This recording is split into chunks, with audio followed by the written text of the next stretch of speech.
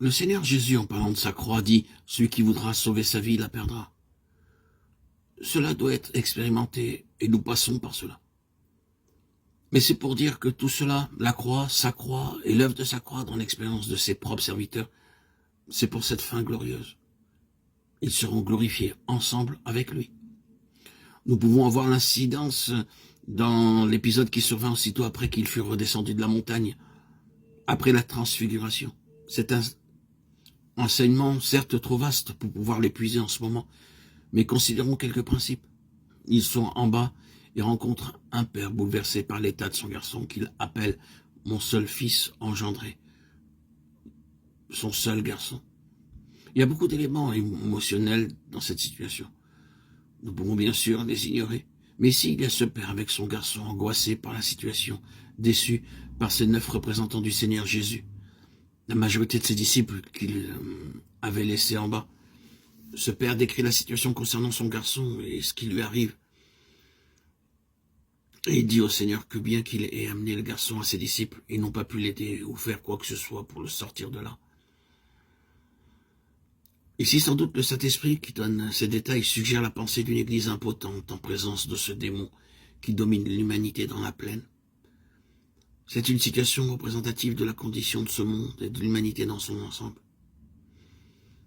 Est-ce aller trop loin de dire que la description du problème de ce garçon et la manière dont cela l'affectait peut être vue comme la contrepartie de ce que nous avons dans le monde aujourd'hui?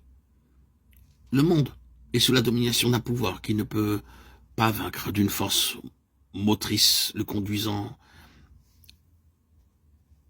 à sa perte, allant toujours vers l'autodestruction. Il ne peut pas se porter secours.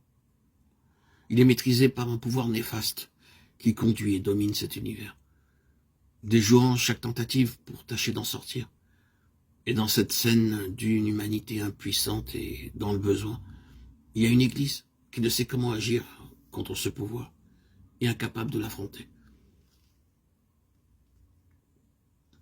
Cette même situation peut se rencontrer de 1001 manières. Car nous sommes tous confrontés à des situations que nous ne pouvons pas dénouer. Peut-être que dans votre assemblée, dans votre propre famille ou que même dans votre propre être, vous êtes confronté à des forces qui vont beaucoup trop et toujours dans le sens de l'autodestruction, du mal, d'une perte, d'une blessure, vers le feu et l'eau, pour détruire et pour éteindre. C'est une bonne description de l'œuvre néfaste du malin dans la vie de l'homme en général. Et nous en avons l'illustration dans ce garçon. Mais sans nous livrer à une quelconque critique et tenant compte du service, du noble sacrifice, du travail et de tout le dur labeur des serviteurs du Seigneur, nous devons quand même dire que le peuple du Seigneur, très largement et dans de nombreux domaines, est impotent en présence de ses forces. Les pouvoirs néfastes tiennent le terrain. Ils battent et défient chaque effort, tendant à les éloigner. Il semble évident que ces 9 disciples avaient fait de réels efforts. Pourquoi est-ce que nous n'avons pas pu le jeter dehors? Ils avaient évidemment essayé et échoué. Leur effort et leur travail n'avaient servi à rien.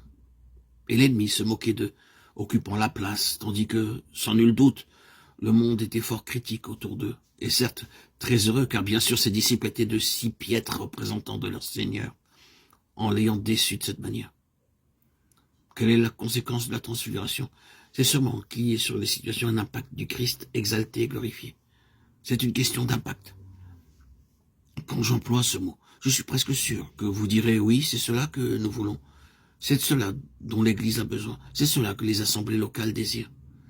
C'est ce dont j'ai besoin dans ma propre vie, d'un impact dans les situations et sur certains domaines. C'est ce qui arrivera plus tard, n'est-ce pas vrai?